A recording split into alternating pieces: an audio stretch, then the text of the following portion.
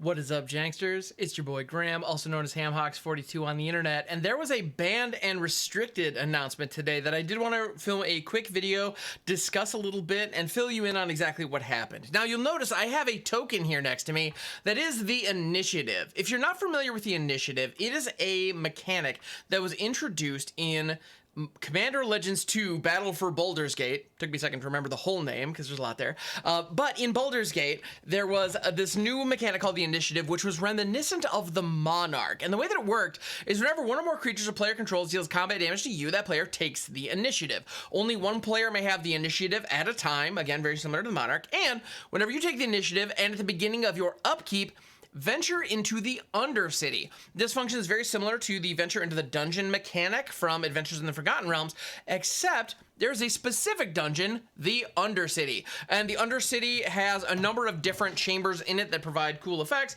and if you can hang on to the initiative, even if you only have one card that gives you the initiative, you can just move your way down the dungeon as the game progresses. Now, in most formats, this is irrelevant. To be honest, the cards that care about the initiative in like Legacy and Vintage, as far as I understand, don't really have any impact. And in Commander, it's kind of a fun thing that you can add to your multiplayer games, which is clearly how it was designed, very similar to the Monarch.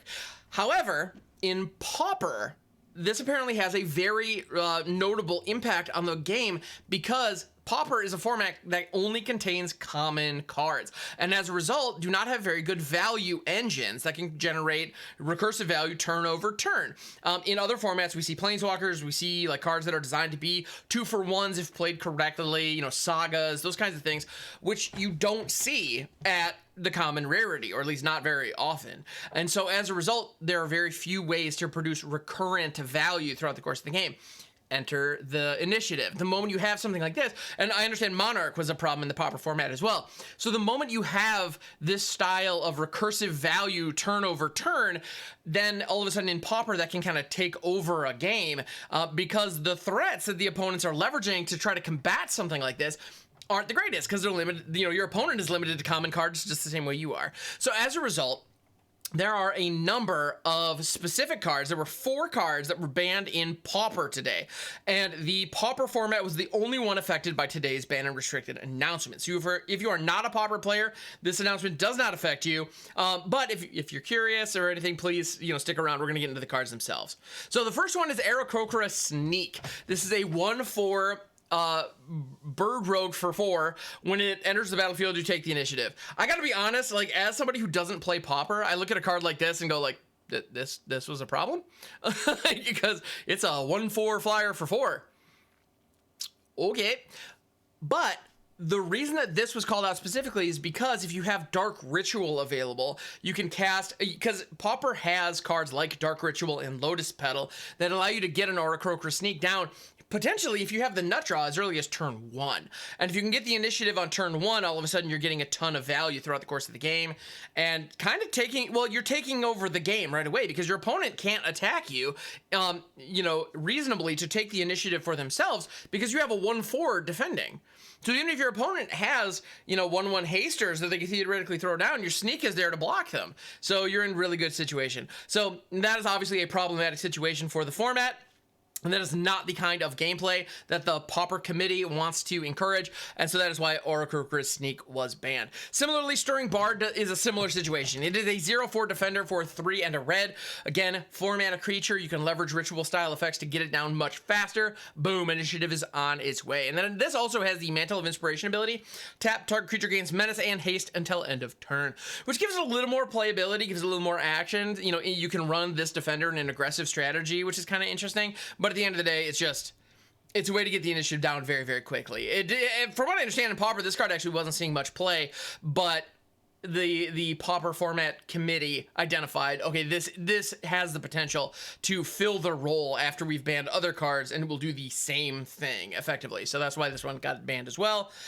The Underdark Explorer, this is banned because if you have 2 Dark Rituals in your opening hand and 1 untapped Black Mana Source, boom, Underdark Explorer is online, and not only does that give you the initiative on turn 1, It is also a 5/3 menace creature, which is tough to deal with. If your opponent does not have very efficient removal to deal with the body, they're on a 4-turn clock right away. And then if they do have a way to deal with the body, you still have the initiative, so you're getting a ton of value throughout the course of just cruising through the Undercity. So that was deemed a problem for the format and produces the kind of gameplay pattern that they are not looking forward to and not looking to promote.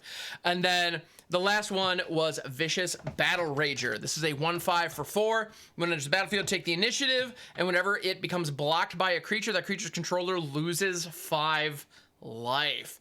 So this is a beautiful blocker. It can just sit back and just protect that initiative all day.